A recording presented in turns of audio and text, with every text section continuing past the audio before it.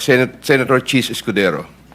To add, while I was attending the confirmation hearing of Secretary Bunoan sometime in August 2022, I was summoned by Senator Chis to his room. When I got there, he told me, hindi na ako bababa sa CA. Marami pa akong kulang na streetlight sa Sorsogon. Ano ba magagawa nyo para sa akin? I replied, kakausapin ko po si Sec Bunoan kung paano ang gagawin. I relate to Secretary Bunoan what Senator Chis told me. Subsequently, I received from the brother-in-law of Senator Chis Escudero a list of projects which included the aforesaid streetlights project. He asked me to confirm if that streetlights project was the one for Senator Chis, which I did. Sometime in 2023, Maynard Ngu told me to go to Cork and meet Senator Chis Escudero, which I did. I met with the latter in a private room